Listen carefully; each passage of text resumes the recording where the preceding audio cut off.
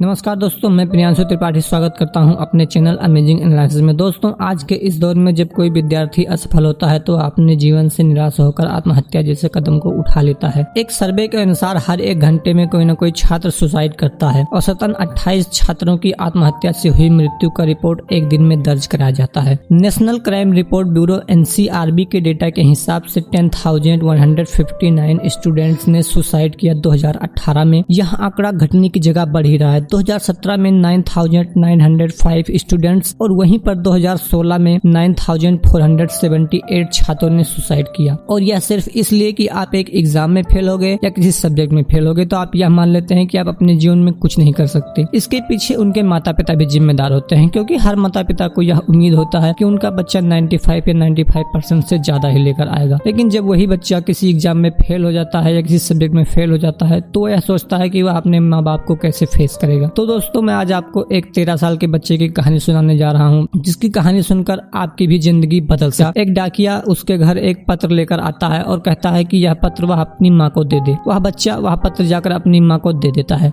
जब उसकी माँ उस पत्र को पढ़ती है तो वह मुस्कुराने लगती है। जब बच्चा अपनी माँ से पूछता है कि माँ इस लेटर में क्या लिखा था, माँ मुस्कुराते हुए कहती है कि आपका बेटा इतना जीनियस है कि हमारे यहाँ जो पढ़ाने वाले अध्यापक हैं उसके लिए पर्याप्त नहीं है, तो आप अपने बच्चे का एडमिशन कहीं और करा दीजिए। यह सुनकर वह बच्चा और भी आत्मलगन से पढ़ाई करने लगता है। दोस्तों, यही बच्चा प्रमुख वैज्ञानिक आइंस्टीन के नाम से विख्यात होता है। दोस्तों, मैं आपको यह भी बता देना चाहता हूँ कि अल्बर्ट आइंस्टाइन की माँ के मौत के बाद अल्बर्ट ने अलमारी में जाकर उस लेटर को देखा तो वह देखकर हैरान रह गए, क्योंकि उस लेटर में ऐसा कुछ लिखा नहीं था। उस लेटर में यह लिखा था कि आपका बच्चा बहुत ही मूर्ख है और उसका पढ़ाई में भी मन नहीं लगता है। तो दोस्तों, इस वीडियो के माध्यम से मैं आपको यही संदेश देना चाहता हूं कि अगर उस दिन अल्बर्ट आइंस्टाइन की माँ उसको डांटती या कहती कि तुम कितने मूर्ख हो, तो शायद वो आज देश का या वर्ल्ड का इतना बड़ा वैज्ञानिक नहीं बनता। तो चलिए दोस्तों, हम आइंस्टाइन के बारे में थोड़ा डिटेल में जानते हैं।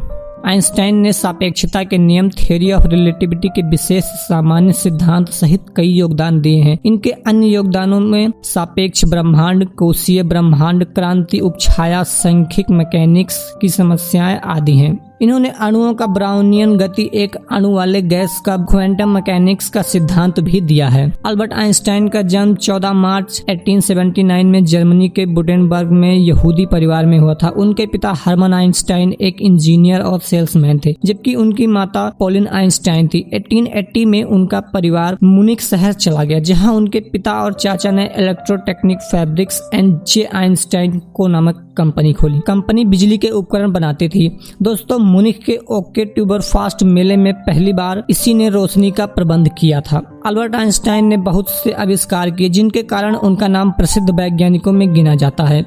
जिनमें से प्रकाश की क्वांटम थ्योरी में उन्होंने ऊर्जा की छोटी छोटी थैली की रचना की, जिन्हें उन्होंने फोटॉन्स कहा है, जिनमें तरंग जैसी विशेषता होती है। इस थ्योरी से उन्होंने कुछ धातुओं के इलेक्ट्रॉन्स के उत्सर्जन को भी समझाया है। उन्होंने फोटो इलेक्ट्रिक इफेक्ट की भी रचना की। इस थ्योरी के बाद उन्होंने टेलीविजन का भी आविष्कार किया।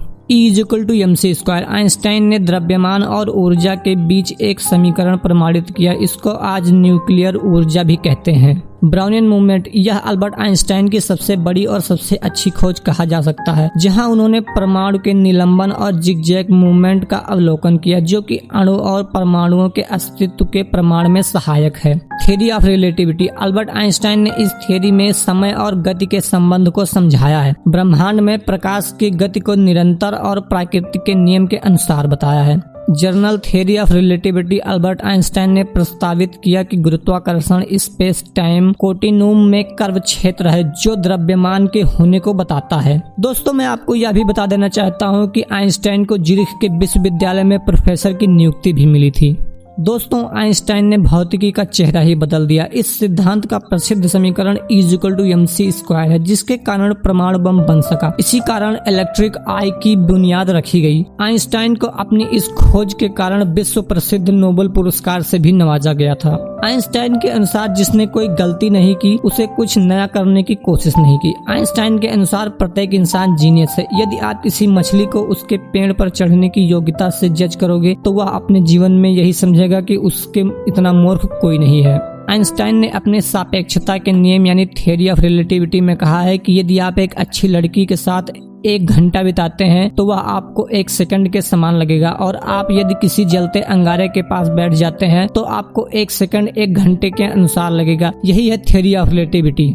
इस महान वैज्ञानिक का निधन 18 अप्रैल 1955 में हो गया था। डॉक्टर थॉमस हार्वे ने जब रिसर्च के पर्पज से उनके दिमाग की 240 सैंपल कई वैज्ञानिकों को भेजे तो यह पाया कि उनके दिमाग में आम इंसानों से ज्यादा सेल्स मौजूद हैं।